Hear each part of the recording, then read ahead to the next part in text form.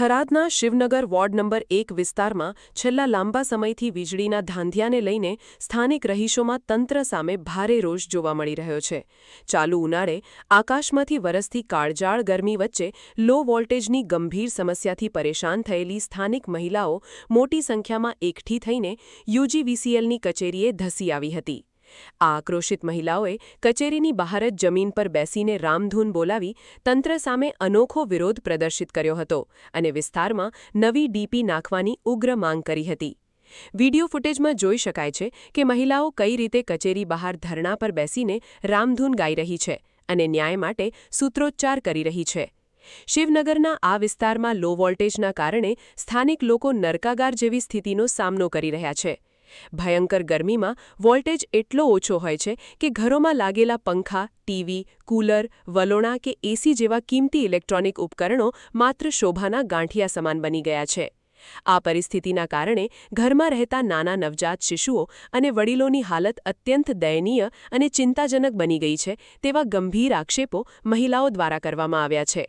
સ્થાનિકોનું કહેવું છે કે અગાઉ પણ તંત્રને વારંવાર લેખિત અને મૌખિક રજૂઆતો કરવામાં આવી હોવા છતાં સરકારી બાબુઓ આંખ આડા કાન કરી રહ્યા છે.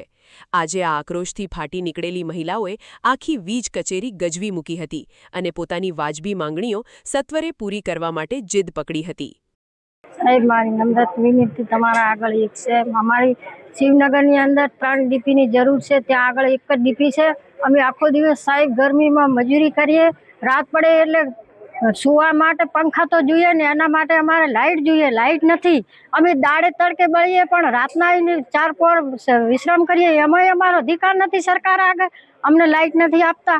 રાત અને દિવસ જો પંખા ચાલુ હોય તો ઘડી આવે ને ઘડી જાય. અમારા પંખા પણ ઉડી જાય છે, મોટરો પણ પાણીની ઉડી જાય છે. અમારી શિવનગરની અંદર ખૂબ લાઇટનો સમસ્યા છે. એ અમારું એક એટલી તમારા આગળ નમ્ર વિનંતી છે, અમને લાઇટ લઈ ખાઈ આવો.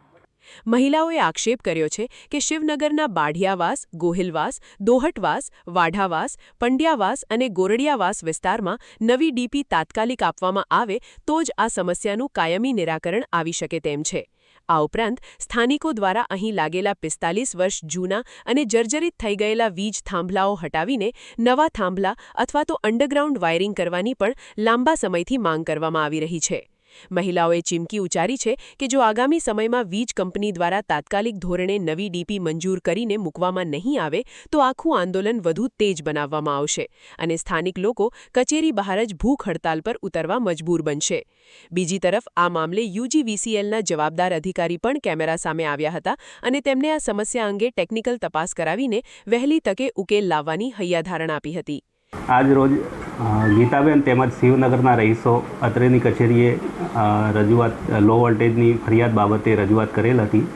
તે બાબતે અમે અગાઉ 100 kVAનું ટ્રાન્સફોર્મર નવીન ઊભું કરી અને 5 ગાળાના 4 વાયરના લાઇન ખેંચી અને લોડ બાયફર્કેશન પણ કરેલ છે, જે હું પોતે રૂબરૂ સ્થળ વિઝિટ પણ કરેલી હતી અને અમારો સ્ટાફ લોડ પ્રમાણે લોડ સર્વે પણ કરી રહ્યો છે અત્યારે અને અડધો સર્વે બાકી છે, જે અમે પૂર્ણ કરીશું. તથા અમે આ ટોળાશાહી જે આવ્યા હતા એ લોકોને પણ અમે સમજાવીને કહ્યું છે કે જે શેરીમાં તમારે તકલીફ હોય એ શેરીનું અમને કહો, તે જેથી અમે એ શેરીનું લો વોલ્ટેજની ફરિયાદ હોય તો નિવારણ કરી શકાય. આ રીતે આખા બધાના તો શિવનગરમાં કોઈને પ્રોબ્લેમ નથી. ખાલી જે શેરીના પૂરતી હોય કોઈ તકલીફ હોઈ શકે છે તો એ શેરીની અમે તકલીફ દૂર કરવા માટે અમે બંધાયેલા છીએ અને આગળ પણ કામ કરતા રહીશું. હવે જોવાનું એ રહેશે કે કાળઝાળ ગરમીમાં રડી રહેલા માસૂમ બાળકો અને વડીલોની વહારે વીજ કંપની ક્યારે આવે છે અને આ સમસ્યાનું કાયમી નિરાકરણ ક્યારે થાય છે.